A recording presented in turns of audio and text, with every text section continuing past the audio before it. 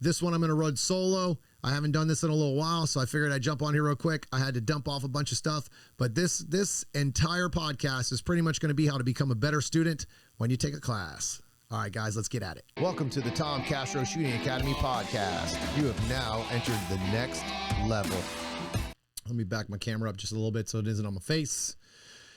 I don't know if this is going to turn into a podcast or not, but I usually do one of these after a big match or whatever it is that I do, but I wanted to dump this out because I had one of the best classes I've ever had in my life. So I had 2 classes this week, and I shouldn't say classes. I had the best weekend I've had since I've been coaching. So one of the classes I just did was in California. And I had a level 1 and a level 2, and I've only done my level 2 class twice, obviously, because I'm pretty new to shooting. And my goals and stipulations for my class is that you have to come to my level 1 to get to the level 2, because unless you understand the fundamentals of how I do things, how I coach, how I train, and the things that how I do things specifically, you will never be able to get to the level 2 because I'll be explaining everything that you don't understand from level 1. So that's just how my standards are. I have high standards for my classes. I do not just want to take people's money just because they're advanced, because most people that come to me that are already advanced still don't understand the process of how I do things. And it's very evident in my level 1 class when they come in, and it's like, I don't know, a hammer to the forehead, I guess, on how I do things so different. But the big thing about this class was that I learned so much. I learned so much because of the way I taught it.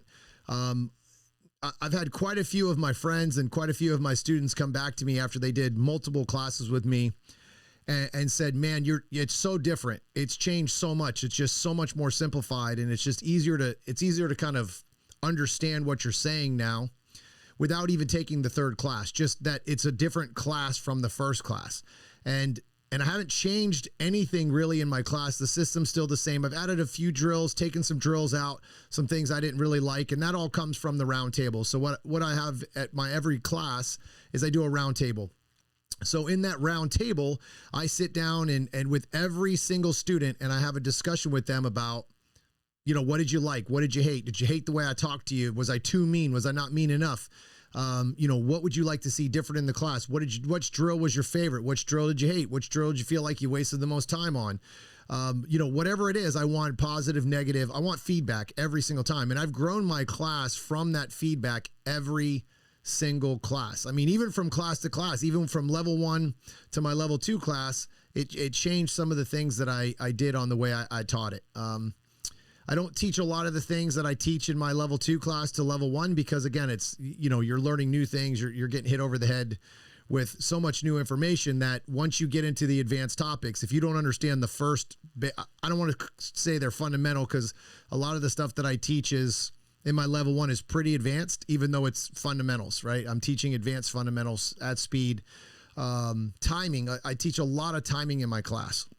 So a couple different things that I wanted to kind of talk about in this video was how to be a perfect student, right? Or how to be the perfect student. The number one thing, if you're going to be a student in a class, not just my class, but every class, and I guarantee you there will be a ton of people that coach this that would appreciate this video or appreciate if you do this. Come in open-minded. That's the first thing. Don't come in thinking, oh, well, this coach taught me this or that coach taught me that, or it doesn't matter what you learn from somebody else. What matters is that you're there to learn that coach's system.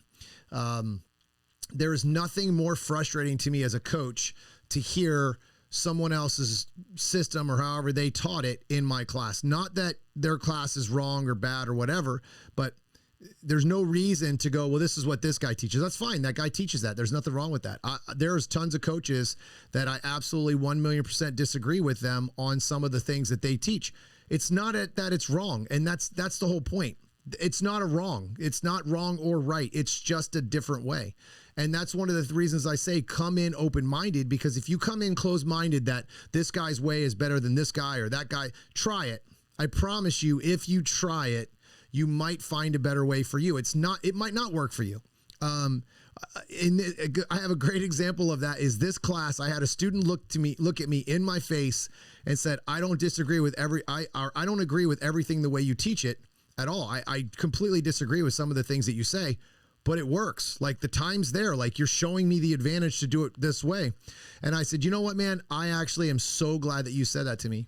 And he looked at me like, you know, wow, I'm surprised you're saying it that way. And I said, I'm not mad that you disagree. I said, I'm actually very happy you disagree. And the reason why is that I challenged you. I challenged you as a shooter to think differently, to not think your way is the only way.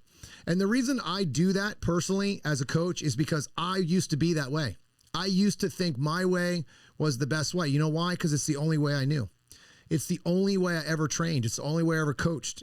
I knew everything when it came to shooting and I didn't know shit, right? Every year I have grown, every class I have grown. So once I opened my mind to new, better ideas or different ideas, not better, but just different ideas.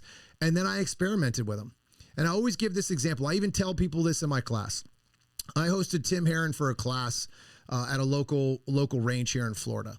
And I came in his class and he showed me a different grip. He showed the whole class his grip and I hated it. I thought it was terrible for me. And again, not that his grip was bad, but it was terrible for me. But I tried it for a full day, the whole day. I got results out of it because of the type of shooter I am, because I work on things and I refuse to suck at whatever it is that I'm working on. I work and work and work until I figure it out. By the time I was done with that day, I went back to my old grip because my grip's good and it works for me and I'm able to repeat it a million times. And I didn't see any advantage to using his way. But I saw many students that had other grips that were terrible and used Tim's grip and it worked. And that's what it's about. It's not about being right or wrong as a coach. It's about making sure that your students, whatever those students are, A class, master, grandmaster, or D class, or hell, even worse, a person who's barely picked up their gun, as long as they learn, you're a coach. That's all that matters, is they get something out of your class and they learn. That's all that matters. Sometimes somebody will come to your class, they're so advanced that if they get one thing out of your class, it's worth every penny that they spent because it's a groundbreaking change for them as a shooter. I did that for myself in JJ's class. I took a JJ Racaza class. It's the only class I've ever taken other than when I hosted Tim. And I had some groundbreaking things come out of that. And it was just stupid minor things. It wasn't even like, hey, man, you know, stand on one foot and shoot like this will make you better. It was just some small things that I didn't notice that changed the way I shot. From that point on, it's changed the way I have actually attacked the sport. So keep that open mind. That's the number one thing as a student when you come into as a class, or hell, even if you don't go to a class and you just want to become a better shooter, keep an open mind. Number two,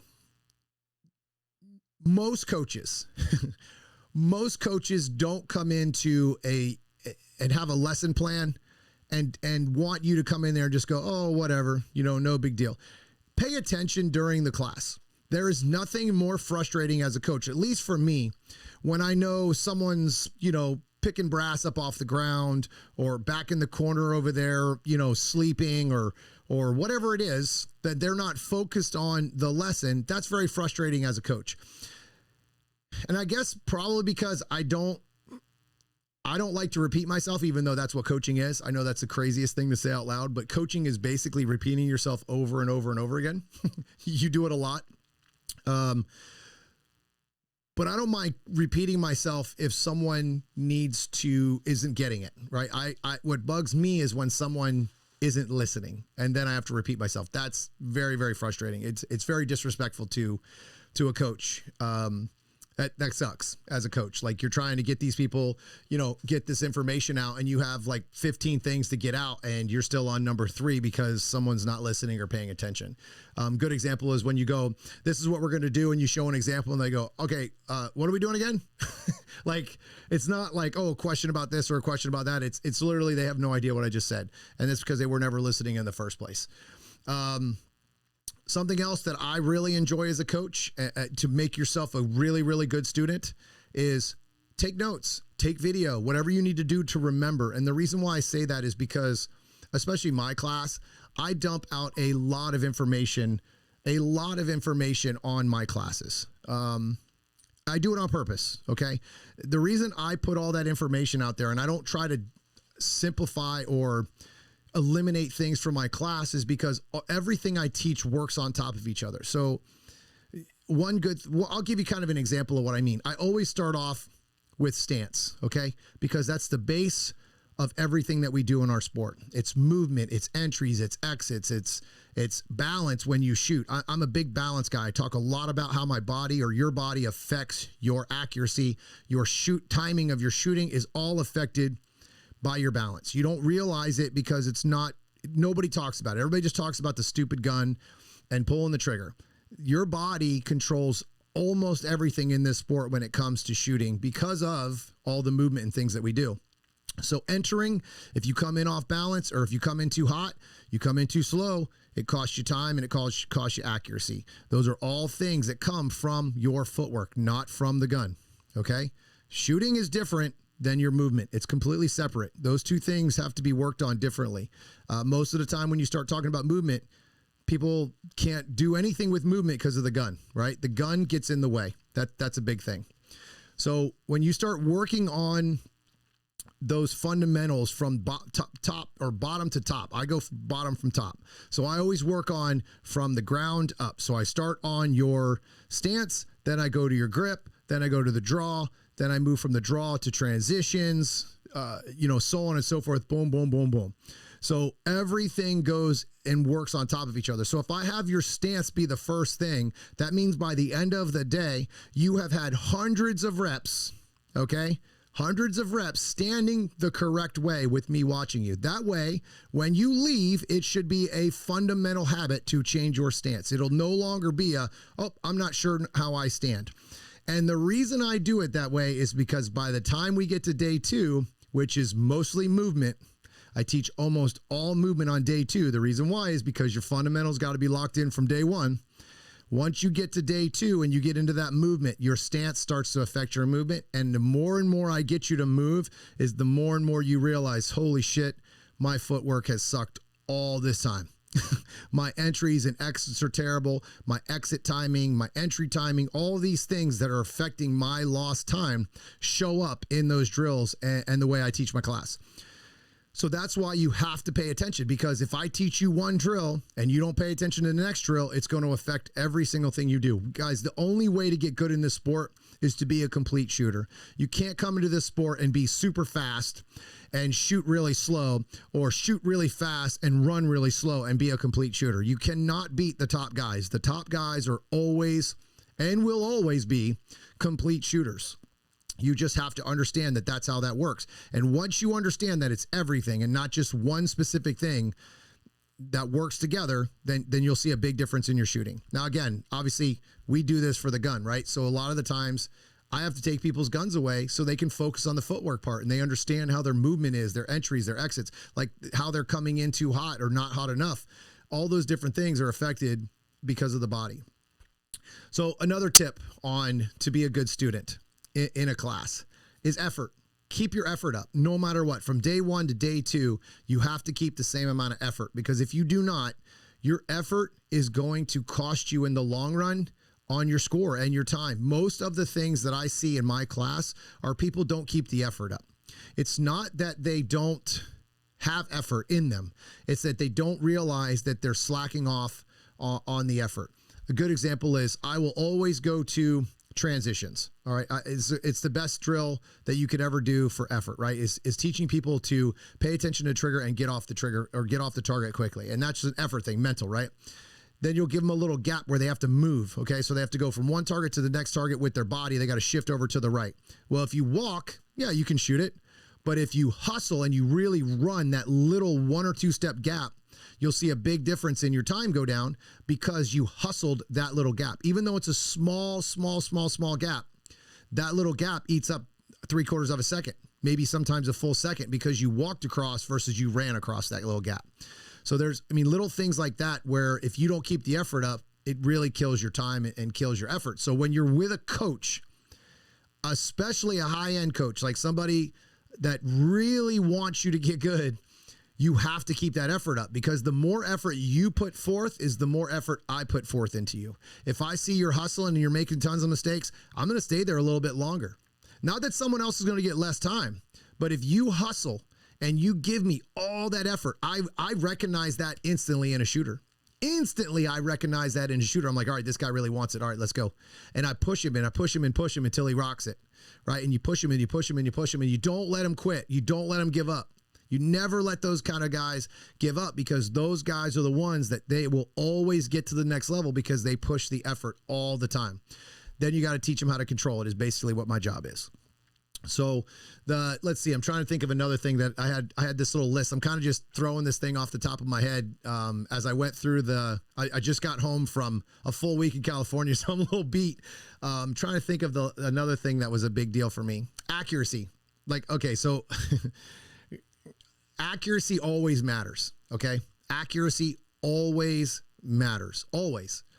The problem is people don't understand that to become better in this sport, when you start to go faster, your accuracy is going to seem like it went away. Okay. It's going to seem like you suck. The issue is people don't understand that accuracy, you don't become less accurate because you go faster. Okay. You're the same accurate shooter that you were before. The problem is now you're going faster than your brain can keep up. And that is why you are not getting the same hits. The other thing is, when you tell someone to go faster, it's very rare that I have to tell someone to go faster with their gun, right? The problem is that people think the gun is where the speed comes from. And I want to clarify this now, because this happens a lot in my classes, and I always clarify it from the very beginning. At some point in your shooting, the gun matters, okay? The gun absolutely matters. When you get to my level, you get to that high top GM level. I wish I could say I was a top GM at this point, but I'm not.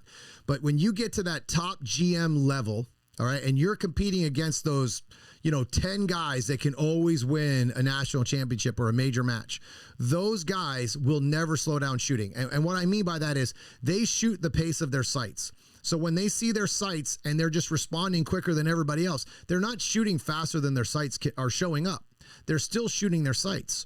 The difference is they're responding faster to the red dot or to the irons than your average person, right? And that's because the average person doesn't practice reacting to the sights faster. They practice shooting the gun faster by just the simple lift and drop, lift and drop. They're not reacting to the red dot, or I'll just go with red dot because it's the easiest way to kind of show you physically that when the red dot goes up and comes back down, there is no rest period, okay? That gun goes up, down, up again, not up, down, and then sit there and then up again. Now, if we're shooting no shoots, long distance targets, maybe, maybe a little bit more, I don't want to say safety, but maybe a little more confirmation to make sure that the dot didn't move up or down, left or right on that recoil.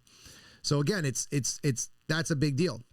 Keeping that focus on speed most of the time. And this is basically what I teach in my class. I teach everybody where to go faster without the gun.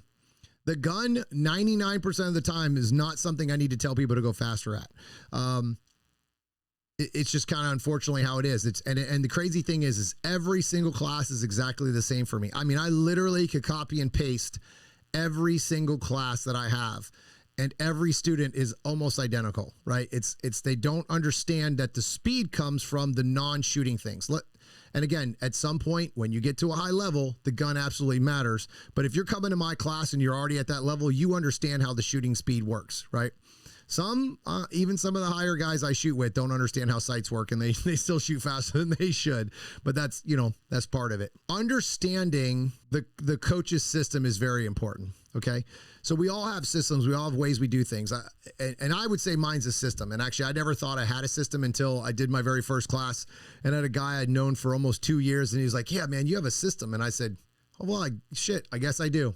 But I didn't know that. I just thought I had a bunch of, drills that I used to get better and just kind of created this class. But I really do have a system on how everything works on top of each other. And even my class is structured like that. I have a very structured class. And what I mean by structured is in my class, I never have like, okay, guys, 100 rounds on this drill, 100 rounds on, I don't have a round count that I give a shit about. All I care about is that the students understand the drill. So if I have a student if I have 12 people on the line and all 12 people are drawing sub-second draws, guess what we're not practicing anymore? The draw. It's pointless. We got that. Let's get to the next drill and the next drill and the next drill. So I don't really care per se that somebody is crushing the draw and I just need to get 100 rounds out of it. You know how to do that. You don't need my class to teach you how to draw the gun if you're at sub-second draws. Maybe consistency stuff, maybe that's a little bit different. I could add that in there.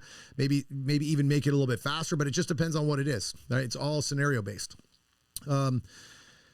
Understanding, that kind of segued me right into the next topic. Understanding that every single thing that we teach in this class, all coaches, that it's all scenario based, right? So when one of us says something online, I catch this all the time, like, and I'll use Ben Stager as an example. He'll say something and people take it literal, like it's the only way to do it. Because I follow quite a bit of the stuff that he coaches, and I just like listening to him coach. He's got hundreds of years of coaching, or 20 years of coaching, and he's just got a lot of tips he puts out there. And he'll say something, and I'll read a comment. Somebody said, "Oh no, it's all scenario based, guys. Like you can't the very first time that I ever did a class, somebody asked me, is it faster to go forward or run backwards? I go, it's always faster to go forward until it's not." And they just laughed and laughed and laughed at that comment. And I guess I never really knew how to explain it, but it's all scenario based. There's times where it's faster to run than it is to stand and shoot. It's faster to run into a spot and shoot because of the risk. It's all scenario based. So a lot of the times we'll put out videos as coaches and people will instantly jump on a topic, like, instantly jump. Oh, it's not faster to move and shoot on a 25-yard headshot. Obviously, obviously, but what if it was? What if that was the plan that I needed to execute to shoot to win nationals? What if it was faster? What if it was that much of a difference in a stage plan that made it worth the risk? To sit here and say it's never worth the risk to move and shoot on long distance targets is the dumbest shit I've ever heard. So you have to understand, you have to stay open-minded. You cannot be literal about anything in this sport. There's so many things that you could do different ways. I watched a couple of people talk about grip the other day on a video. It was a great video on grip. I completely disagree with how they hold the gun, but guess what? Their way works for them, or the way they teach their students. There's 50 different ways to hold the rifle or a pistol and still get it done. It's not one way. One way is not the best way. Their way is the best way for them. So understand that everybody has a system and everybody kind of has a way of doing things, and to never take that and just go, well, that's the only way to do it. Because it's not the only way to do it. There is more efficient and less efficient ways. How about that? And that is also for personal reasons. Sometimes the way I grip my gun is so much better for me than it is for the next guy, because of the way I work, the way my hands work, the way I grip down on the gun, the way my hand size is, my hand strength. I don't get hot spots on my hands like a lot of other people. I see other coaches, I see people who shoot just as much as I do, and they have tape all over their fingers. I don't. I never have. I'm lucky, I guess, because I have hand dexterity, but I guess I would consider that a skill, whatever you want to call it, or a lucky thing that my body works that way. But it is what it is, and everybody's a little bit different. So to say that this way works and that way doesn't work, or whatever it is. Another thing as a student that I don't want to say this bugs me, but it is definitely a problem I see with students in general. If you take a lot of classes, okay? If you take a lot of classes, there's nothing wrong with that at all. Thank you, first of all. If you've taken my class and you take a bunch of other people's classes, that's awesome. I have no problems with that. I am not, to me, other coaches are not competition. They're not, because I think everybody can benefit from every single coach depending on what level you are, or that coach that you want to go see. I never feel like it's me versus them. And I truly believe that. I mean, I truly think that way because I watch all these other people talk. Like Mason Lane has been putting out some stuff that I'm like, dude, this guy's awesome. Like, I love some of the stuff that he puts out, right? Ben puts out stuff's really good. I mean, I like to listen to these other guys. I just love. Tim puts out stuff. I love stuff. Tim Herron. I love listening to these guys talk about shooting. I love shooting in general. But the issue is when you go to 4 different coaches that have 4 different mindsets or 4 different ways of doing things, it screws you up. Okay? Unless you're at a certain level where you can understand to throw this away and add this and put this in and put that out and break this away and throw this away, all these different things, it hurts your shooting, right? Unless you can stay with that coach for a little while, get everything that they have out of them, really get their stuff down, and then go to the next guy, then I feel like you're really wasting your money, because you're just not there's no way to execute everything that you learned in the first class in 2 months. You're not going to have that. You're just not going to have it. So then I'll give you an example. I know my class is different than everybody else's. I've had every student tell me how different my class is from all the other coaches in USPSA. I'm completely different than they are. The way I coach it, the way I structure it, the way I talk about things, it's all different, right? And it's not that I'm like oh man, I made this amazing, totally different. No. I just talk differently. I think differently about the way I attack things, and literally attack things in the sport and the way I coach it. So again, this is not a knock on anybody else. It's just, I know from my feedback from doing my round tables that my class is a lot different. So if I think completely different from somebody else, and you go to their class after mine, or you come to my class after theirs, you have a completely like, what is this guy talking about? This isn't even close to what the other guy said.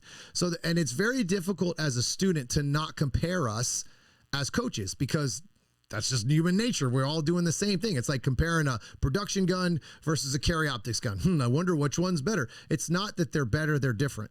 That's all it is. They're just different. One has a red dot and one doesn't. That doesn't mean that one's worse than the other. They both work the same. It's just which one do you prefer? So understand that when you go into a class, or when you do classes, that you are literally going to either eliminate something that someone else said, right? You're going to have to eliminate something that somebody else said, because I know there's things that I teach about movement that other people absolutely do not agree with. And I'm okay with it. That's why it's fine. I'm not mad about it at all.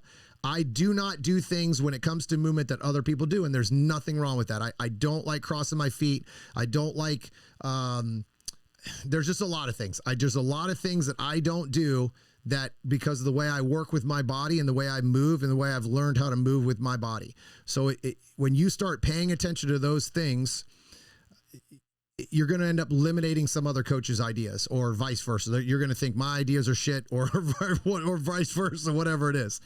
So, but that's why it's so important that you really need to pick a coach.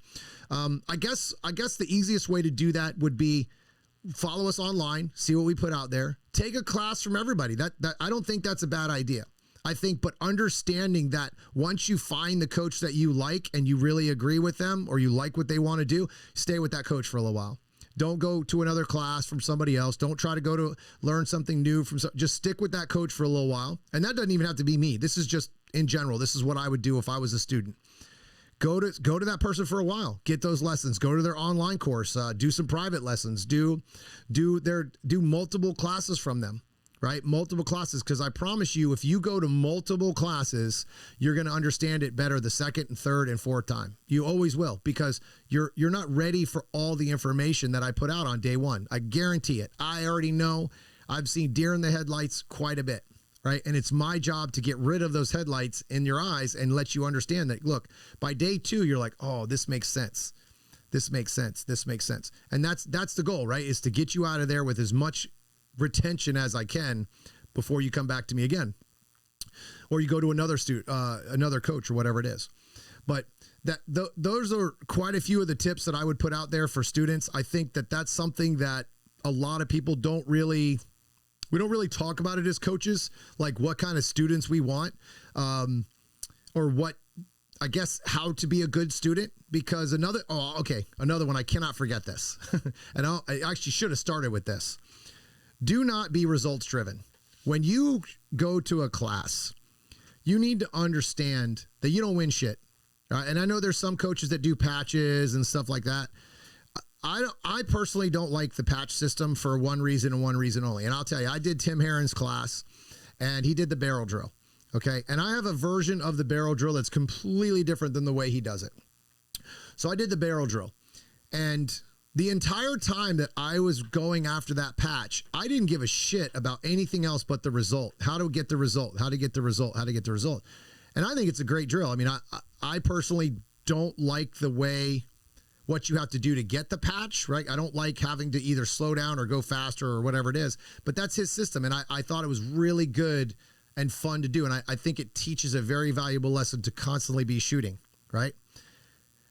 But at the end of the day, I felt like the entire time I was doing that drill, I was result driven. All I cared about was 0.10, 0.10, 0.10, 0.10, 0.10. And I thought like that the entire time I shot the stage.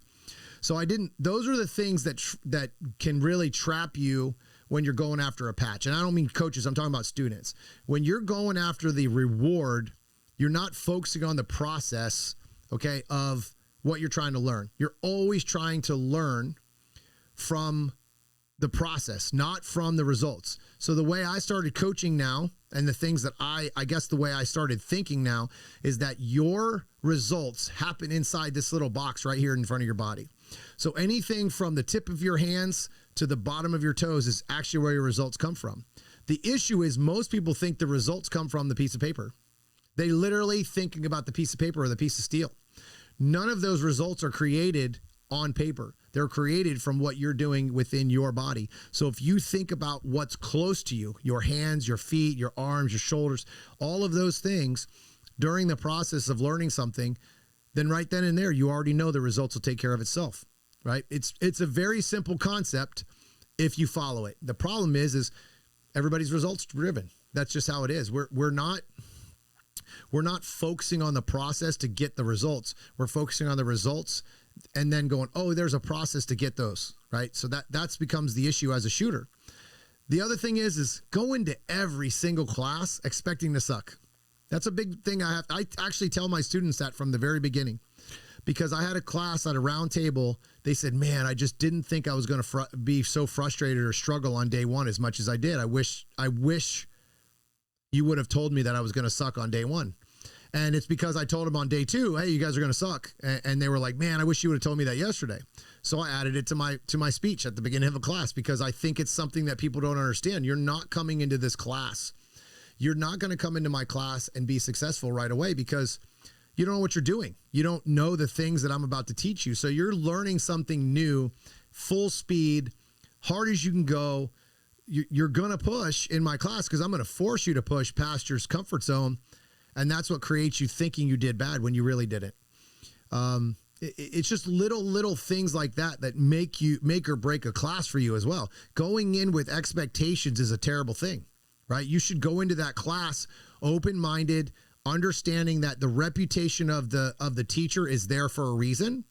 They don't have a reputation of being a great teacher or aggressive, or, they're not going to push you. These things are going to be out there with other shooters. They're going to explain to you exactly what you're about to get when you join that guy's class. I know I have it. I know I have tons of people that come to me and go, this is exactly what I expected. This is exactly what people said your class was going to be like. This is exactly the way they said you would be. You were going to get on my ass if I didn't get going. You were going to stay aggressive. You were going to make sure my effort was up all the time. I mean, listen, this is the best part of what I do is I get that feedback instantly. And I'm not even butthurt when someone tells me I did something wrong. I love it because I can get better from it. The funny part about as a coach, you're self-conscious as a coach. You really are, because you want people to be happy. You want people to be excited that they paid you money to come to their class.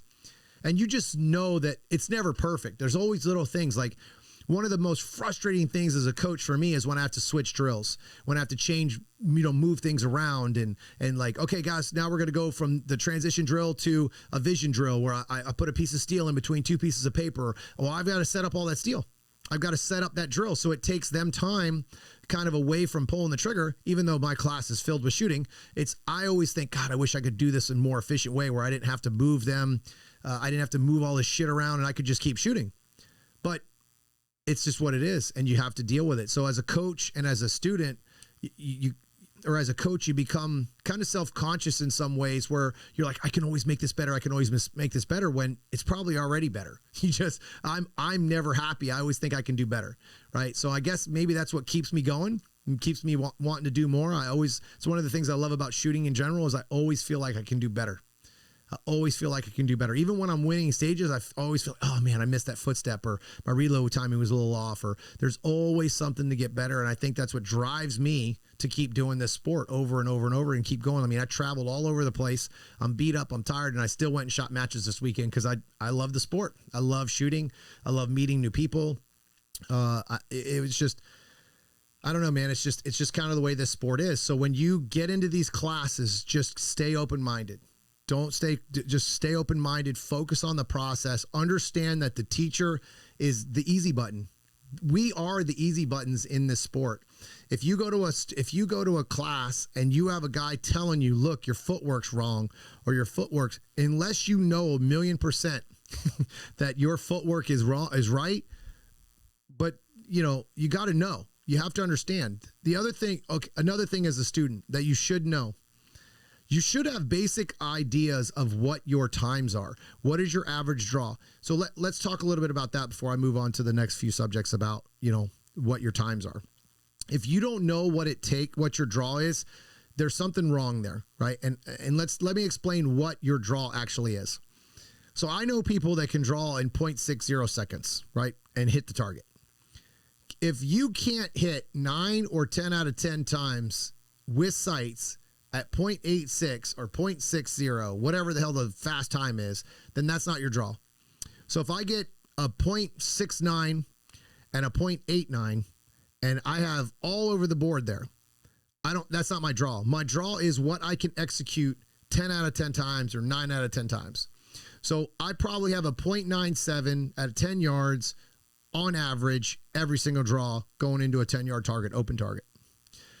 Anything slower than that or faster than that is an irregular score. It's an irregular time. That means I had a better draw. I saw a little bit better. I pressed it out a little bit better, or I pressed it out a little bit worse, whatever it is. But you're looking for something that you can repeat over and over and over again. If you cannot repeat it, that's not your draw. So I cannot tell you how many people have told me that I have a 1 second draw and I watch them draw and their average draw is 125.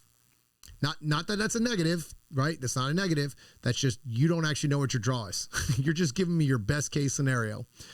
I don't know. I think that if you just focus on the process, guys, and the few tips that I've just given will change the way you shoot the sport forever. All right, guys. If you have any questions, hit me up in those comments, and I'll see you on the range. What's going on, guys? Welcome to the Tom Castro Shooting Academy Next Level Podcast. Let's get into a new episode